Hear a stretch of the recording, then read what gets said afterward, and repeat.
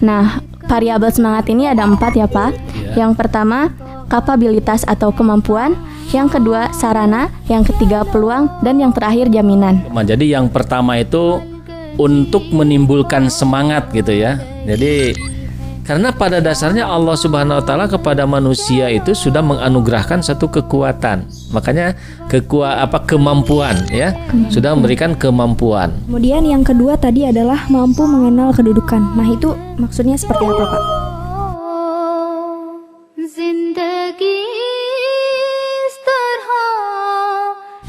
Assalamualaikum warahmatullahi wabarakatuh. Waalaikumsalam warahmatullahi wabarakatuh.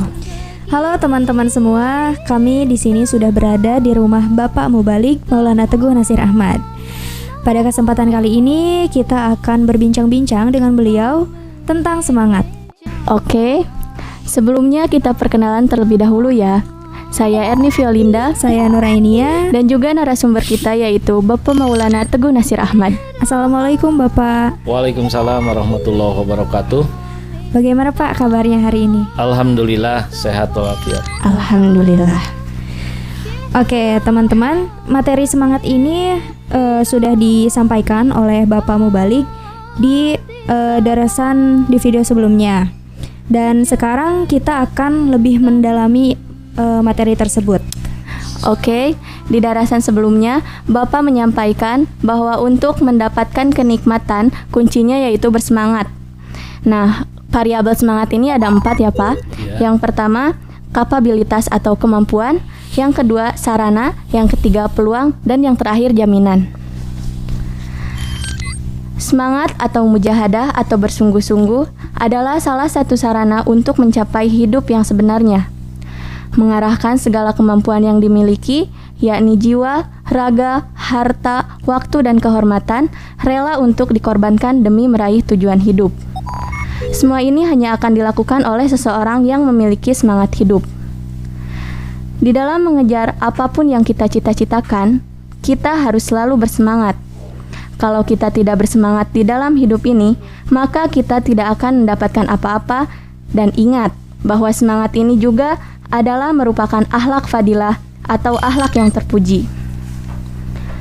Maka kita sebagai umat Islam di dalam bekerja, berusaha dan beribadah kepada Allah Ta'ala harus dengan penuh semangat. Hal itu tertera dalam Quran Surat At-Taubah ayat 41 yang artinya, berangkatlah, baik ringan maupun berat, dan berjihadlah dengan harta kamu dan jiwa kamu di jalan Allah Subhanahu wa Ta'ala. Yang demikian itu lebih baik bagi kamu, sekiranya kamu mengetahui. Dan juga terdapat dalam Quran Surat Al-Baqarah ayat 4 yang artinya, dan apapun yang telah kami anugerahkan kepada kamu berupa akal, ilmu, pemahaman, keahlian, dan sebagainya, kerahkanlah semuanya di jalan Allah Subhanahu wa Ta'ala. Oke, sampai di situ. Oke. Ya, jadi memang sudah dijelaskan di situ ya bahwa untuk mengejar nikmat atau mendapatkan nikmat seperti yang sudah dijelaskan itu, ya semuanya itu perlu semangat. Ya. Tanpa ada semangat, kita menginginkan apapun mungkin kita tidak akan mendapatkan apa-apa ya. Dengan malas gitu ya, tidak serius gitu, apalagi putus asa dan sebagainya. Nah, makanya di dalam setiap mengejar apapun, ya dalam tanda kutip yang sudah dijelaskan adalah mengejar nikmat gitu ya. Nah, itu harus ada semangat. Kenapa? Karena dengan semangat atau di dalam bahasa agamanya adalah mujahadah gitu ya. Jadi bersungguh-sungguh atau jihad gitu ya. Bersungguh-sungguh di dalam mengerjakan sesuatu itu, maka dengan demikian Allah Subhanahu wa Ta'ala pun sudah menjanjikan insyaallah gitu ya, bahwa bagi orang yang bersungguh-sungguh di dalam mengejar niat mendapatkan nikmat itu, Allah Ta'ala berfirman di dalam surat Al-Ankabut ayat ke-70 ya. Nah, Al-Ankabut ayat 70. A'udzubillahi minasyaitonirrajim. Walladzina jahadu fina lanahdiyanahum subulana. Jadi orang-orang yang berjuang untuk kami ya, untuk Allah di situ ya.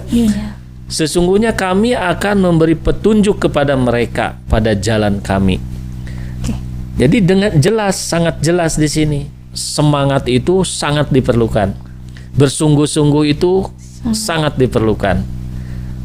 Anak sekolah, siswa-siswi ingin mencapai tujuan lulus dari sekolah itu perlu semangat. Dari mulai masuk sekolah harus punya semangat yang tinggi. Ya. Ingin jadi apapun gitu, harus semangat. Dan di situ janji Allah Ta'ala bagi orang yang bersungguh-sungguh, ya, Allah akan membukakan jalannya. Tapi ingat di sini, apapun tujuannya, nikmat apapun yang kita cari, hanya satu, semangat, ridho Allah Subhanahu Wa Ta'ala. Ya. Ridho. Jadi kalau kita punya cita-cita ingin mencari nikmat, yakni nikmat karena Allah akan ridho kepada kita, maka Allah akan membukakannya. Pertanyaannya bagaimana seorang siswa kan mengejar ijazah gitu kan? Ya secara lahiriahnya mengejar ijazah. Tetapi hakikatnya kita belajar itu untuk mendapatkan ridho Allah. Nah, jadi untuk intinya di situ, untuk mendapatkan ridho Allah itu perlu semangat. Kuncinya semangat. Kuncinya semangat. Nah, efeknya bagi seorang pelajar mencari ridho Allah Ta'ala sebagai pelajar, dia akan mendapatkan ijazah, lulus ujiannya insya Allah gitu kan. Nah, jadi banyak juga katanya yang sudah bersemangat ya, berjuang down gitu, tapi tidak lulus misalkan. Ya itu lain lagi. Allah Ta'ala punya rencana yang lain. Jadi tugas manusia apa di situ? Tugas siswa apa di situ? Berjuang, berikhtiar. Berikhtiarlah dengan bersungguh-sungguh. Lulus enggak lulusnya bagaimana nanti? Yang penting berjuang dulu. Di sekolah tidak lulus, tapi Allah akan ridho pada perjuangan kita. Yang penting berproses dulu ya Pak. Iya, gitu. Proses dululah untuk mengejar lulus itu. Nah, masalah nanti proses akhirnya, endingnya lulus atau tidak lulus, itu Allah Ta'ala yang Maha tahu. Bertawakal ya. Bertawakallah kepada Allah Ta'ala kalau kita sudah bekerja keras. Itu. Nah, masuk di dalam variabel. Coba lanjutkan. Variabelnya itu apa saja? Variabel pertama adalah kapabilitas. Seseorang yang menginginkan sesuatu harus memiliki kemampuan atau kapabilitas. Yang pertama ada mampu memandang hidup, kemudian mampu mengenal kedudukan, kemudian mengenal nilai tujuan hidup, dan yang terakhir adalah memiliki kemampuan menganalisa.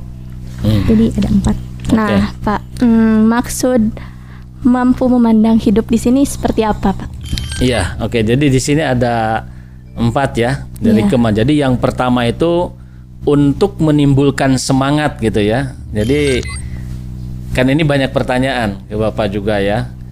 Pak, bagaimana nih di musim pandemi ini gitu kan? Iya, betul. Kok semangat ibadah jadi lesu, semangat pengorbanan jadi lesu, semangat belajar jadi lesu gitu kan? Nggak ada semangat gitu. Nah, jadi sebenarnya kalau kita memahami kehidupan ini gitu ya, kehidupan ini, maka kita tidak akan lepas dari semangat. Kita akan selalu semangat dalam keadaan apapun gitu. Ya. Kenapa? Karena pada dasarnya Allah Subhanahu wa taala kepada manusia itu sudah menganugerahkan satu kekuatan. Makanya kemampuan ya. Sudah memberikan kemampuan. Kemampuan yang sangat bervariasi, kemampuan yang sangat berbeda-beda tentunya bagi setiap orang. Nah, ini adalah merupakan anugerah Allah Ta'ala. Jadi salah satu untuk menimbulkan semangat itu coba gali. Kita diberikan kemampuan apa sih oleh Allah Ta'ala? Pandemi ini menjadi halangan atau ini menjadi motivasi untuk lebih giat lagi? Gitu kan? Nah, kalau kita paham kepada kemampuan kita ya, bahwa kita diberi kemampuan oleh Allah Ta'ala, kita tidak akan pernah putus asa, kita tidak akan pernah malas. Bahkan pandemi ini, bahkan yang ada apapun kebaikan ataupun keburukan di dunia ini, itu justru akan menjadi satu motivasi di dalam mengejar kenikmatan. Tentu di balik pandemi ini yang menakutkan, akan ada yang menyenangkan. Di mana ada kesulitan, itu kan rumusnya, di situ ada kemudahan. Nah, kemampuan apa saja yang harus kita miliki, yang harus kita kenal? Tadi ditanyakan kemampuan memandang hidup. Apa sih kemampuan memandang hidup itu gitu kan? Hidup itu adalah perubahan. Ya. Hidup itu adalah perubahan, hidup itu adalah berkembang biak, ya. Bahwa hidup itu perjuangan. Nah, kalau dengan adanya pandemi kita langsung diam begitu, berarti tidak mengerti hidup sebagai perjuangan. Nah, makanya kita di sini harus pandai memandang, harus paham, harus memahami betul, gitu ya. Kemampuan kita di dalam memandang hidup itu. Oh, pandemi ini seperti ini gitu kan. Nah, jadi harus bagaimana? Harus berjuang. Oh, ini buruk, harus berubah menjadi baik. Gitu kan. Kemudian apalagi? Berkembang, karena kita ini harus berkembang. Yang namanya harus berkembang harus ada kehidupan. Kehidupan adalah perubahan. Kehidupan adalah perjuangan seperti tadi. Nah, jadi kalau kita mengenali itu, apapun halangannya, kita akan terus berkarya, akan terus beraktivitas, ya. Bagaimana kita mengadakan perubahan dari banyak penyakit menjadi bersih dari penyakit. Bagaimana kita supaya terus berkembang dari keburukan yang sangat fatal menjadi berkurang, akhirnya keburukan itu hilang, gitu kan. Nah, jadi itulah makanya pada akhirnya kita harus berjuang, gitu kan. Hidup itu adalah perjuangan. Bagaimana yang disebut perjuangan itu duduk saja, berdoa duduk di pojok saja? Tidak, harus komplit. Kita doa, kita juga berjuang ikhtiar. Model sekarang, dunia tidak diam dengan adanya COVID-19 ini, adanya corona ini. Yang tadinya tidak tahu tentang biotik, untuk kekebalan ini, gitu ya, antivirus ini, ya, anti corona ini, maka orang mempergunakan akalnya, berjuang terus. Apa nih untuk menghindar dari COVID-19 ini itu. Kita juga sama gitu di sekolah. Kan tidak betah kita ini di rumah terus gitu kan. Kita ingin belajar di sekolah, ingin kumpul lagi, bersilaturahim lagi. Nah, tentu kita akan berjuang terus. Perjuangan sementara kita ini di kelas bawah seperti kita ini apa? Perjuangan bagaimana mengikuti aturan-aturan protokol kesehatan.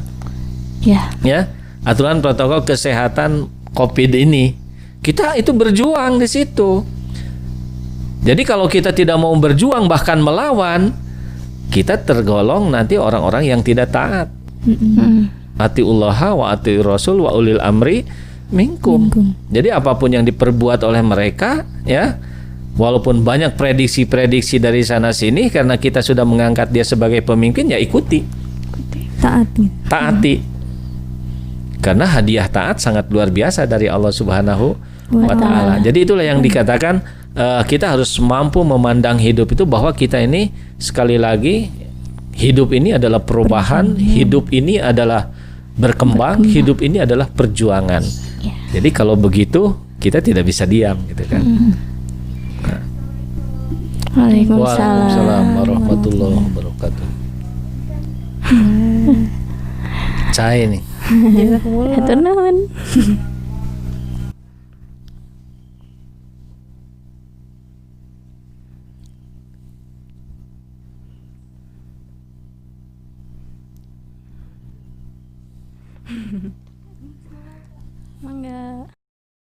Baik Pak, sebelum kita lanjutkan, kita minum cai dulu.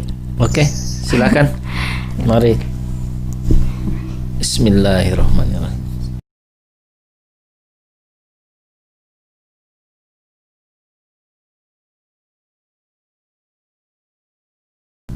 Cocok pakai jahe, zanjabil. Lagi musim hujan. Iya Pak. Kita lanjut ya Pak. Ya, silahkan. Tadi sampai di mampu memandang hidup. Kemudian yang kedua tadi adalah mampu mengenal kedudukan. Nah, itu maksudnya seperti apa Pak? Ya, jadi kita juga harus mengenal apa tadi kedudukan kita, ya. Itu akan menimbulkan semangat juga, ya. Jadi kemampuan mengenal kedudukan kita. Siapa sih saya ini, gitu kan? Sedang apa, sedang di mana, mau apa dan sebagainya, gitu kan? Nah, jadi dengan mengenal itu, kita akan pandai nanti menempatkan diri, mengkondisikan. Sekarang kita punya kemampuan, kita mengenal ya, bahwa saya ini pinter matematika, pinter IPA misalkan itu ya di sekolah gitu. Nah, jangan milih bahasa.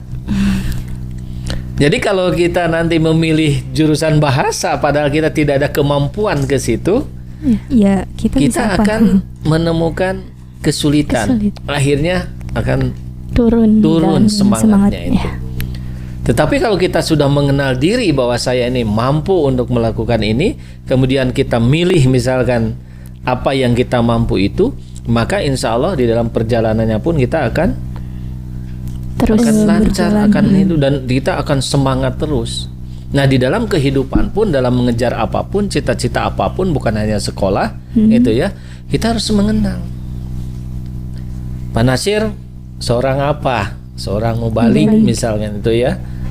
Ya, Pak Nasir akan menempatkan diri sebagai seorang mubalik. Pak Nasir nggak bakal ikut bicara politik dan sebagainya karena Pak Nasir tidak mampu berbicara itu. Bukan bidang. Itu ya. Nah, itu jadi kita harus benar-benar mengenal siapa sih saya ini. Sekarang dalam masyarakat, saya ini petani, buruh tani atau serabutan. Gitu kan? Saya ingin menikmati hidup ini memiliki mobil. Ya, mungkin bisa jadi ke rumah sakit malah nantinya gitu kan. Kenapa? Cita-citanya terlalu tinggi, kemampuan tidak ada gitu ya. Tidak tahu diri jadinya kan. Kemampuannya hanya bisa beli sepeda, Pak Nasir menginginkan mobil sampai akhirnya bingung gitu kan, melamun, akhirnya dibawa ke rumah sakit jiwa. Nauzubillah gitu kan. Nah, jadi kalau setiap orang bisa membaca dirinya, mengenal dirinya gitu ya, maka dia tidak akan jatuh kepada keputusasaan, jatuh ke sakit stres, depresi dan sebagainya ya. Di dalam masalah berkeluarga, memenuhi kebutuhan keluarga, cobalah kenali diri kita gitu ya. Jangan kita membeli sesuatu, memaksakan membeli sesuatu, kemudian akhirnya kita kebingungan untuk membayarnya. Ini banyak zaman sekarang ini. Ya, betul. Banyak sekali iklan-iklan, lihat ini, ingin itu, lihat ini, ingin, akhirnya kredit. Ya, begitu tukang kredit narik ya kita lari gitu kan. Akhirnya bohong terus gitu kan. Akhirnya kita pinjam sini, pinjam sana gitu kan. Apalagi ada yang disebut bank emok itu gitu kan. Nah, itu kita harus hati-hati. Sudah itu main bunga, main riba dan sebagainya, itu sudah melawan Allah Subhanahu wa taala. Ya. Jadi kalau kita tidak mampu membeli sesuatu seperti orang kaya memilikinya, ya kita jangan, malah kita berdoa, ya kita belum bisa membeli seperti itu, kita doakan mereka. Ya, kita mah mungkin jadi pembantunya atau jadi apanya lah gitu kan. Itu. Orang beli mobil, ya kita mah jadi yang numpanginya. Kalau kita duluan kan paling kita punya 5.000 sampai di mana gitu kan.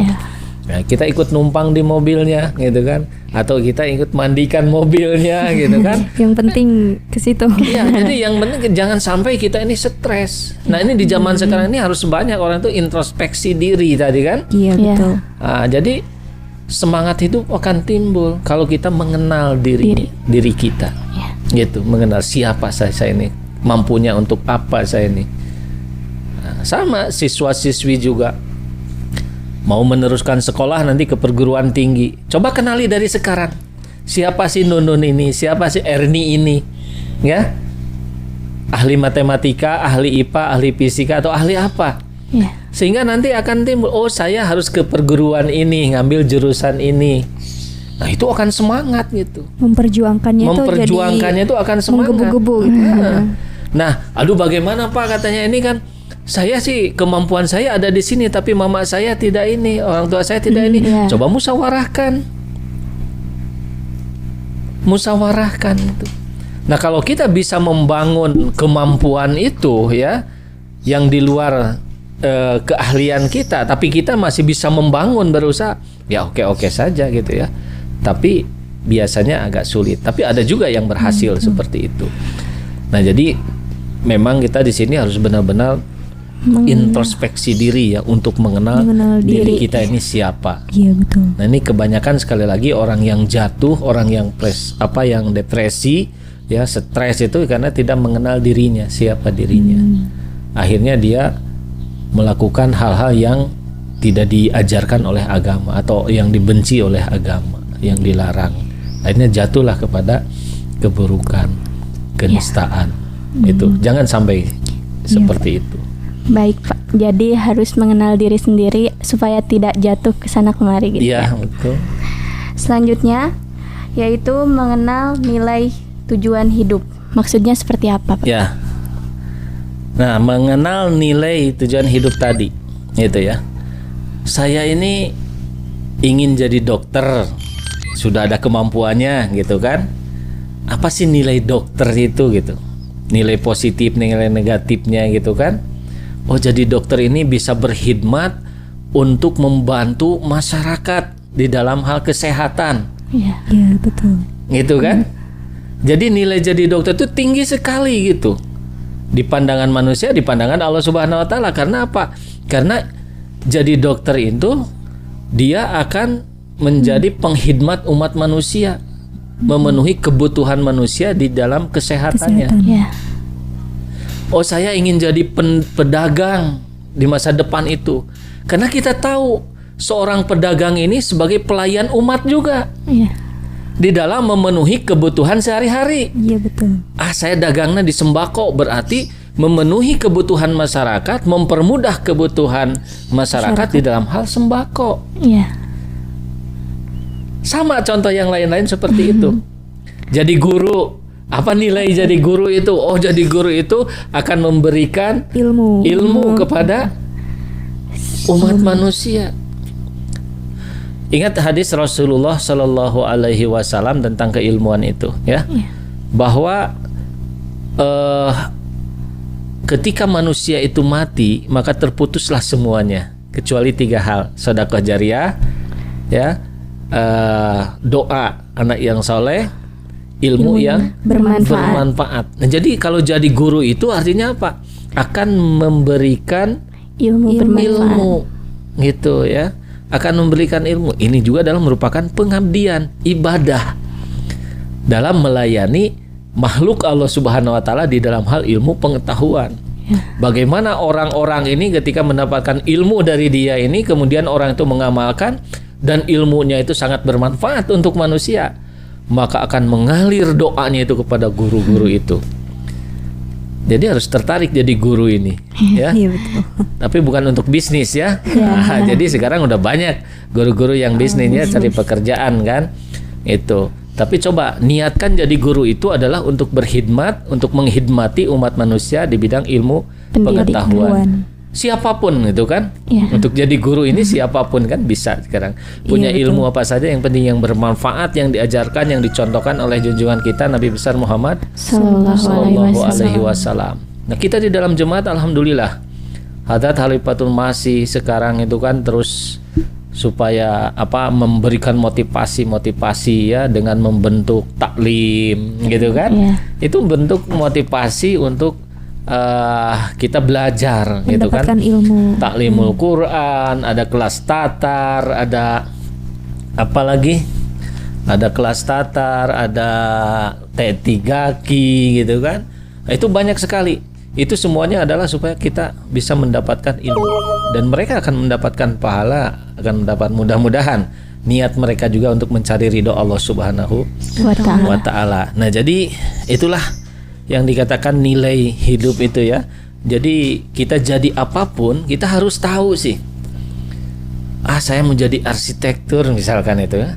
Apa sih nilainya jadi arsitek itu? Saya mau jadi wartawan apa gitu kan? Wartawan membantu mengkomunikasikan gitu kan. Tapi bukan untuk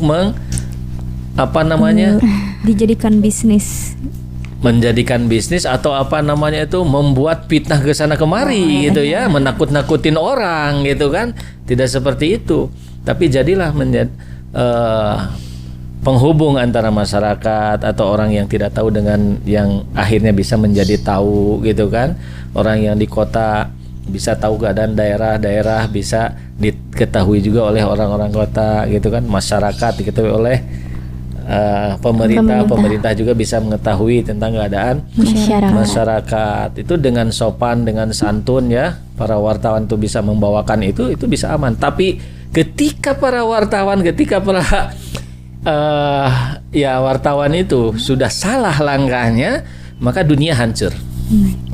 Itu tenaga pena itu luar biasa gitu kan, untuk menghancurkan dunia, untuk membuat fitnah yang. Nah, jadi kalau kalian ingin jadi wartawan silahkan, ingin jadi reporter silahkan, ingin jadi apa. Tapi tadi itu apa nilainya sih yang dikejar dari situ? Jadi usahakan untuk mencari ridho Allah Subhanahu wa taala, karena di situ kesempatan untuk beribadah di dalam setiap aktivitas itu sangat banyak. Setiap aktivitas peluangnya untuk meraih ridho Allah ya. Iya, itu intinya. Baik, sebelumnya ada pertanyaan nih Pak.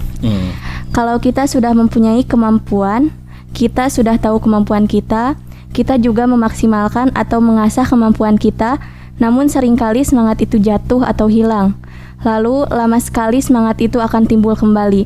Jadi bagaimana itu Pak, agar semangat itu tidak hilang atau cepat kembali? Ya, tadi yang dijelaskan oleh Bapak itu kan sangat usaha-usaha lahiriah gitu kan, usaha-usaha lahiriah itu.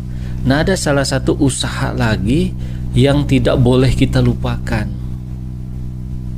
Apa itu? Doa gitu kan, berdoa itu. Jadi tanpa ada kekuatan Allah Subhanahu wa taala ya, maka kita tidak akan bisa berbuat apa-apa. Ya. Kita mau jadi orang baik, kita mau jadi orang buruk, kita mau jadi apa saja gitu ya, berdoalah kepada Allah Subhanahu wa taala. Banyak berdoa, banyak beristighfar pada Allah taala.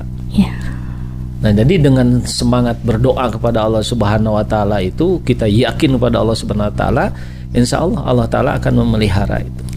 Ya, memang contoh itu selalu kita kembali kepada Nabi gitu kan. Bagaimana Nabi itu tidak pernah putus asa, tidak pernah malas, tidak pernah apa ya, karena beliau dekat dengan Allah taala.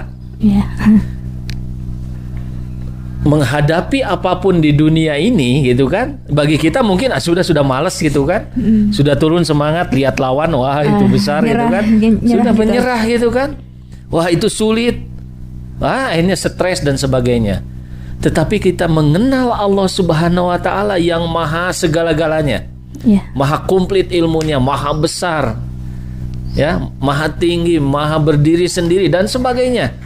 Kita paham itu dan kita dekat dengan Allah taala, maka semua itu akan terciprat kepada kita. Kekuatan-kekuatan Allah taala itu akan diberikan pada kita.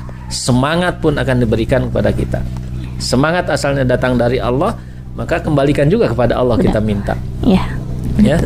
Jadi yang tidak boleh dilupakan itu di dalam hal mempertahankan supaya kita tetap dalam keadaan semangat itu, dekatlah dengan Allah taala dan bermunajatlah, berdoalah kepada Allah Subhanahu wa taala. Insyaallah.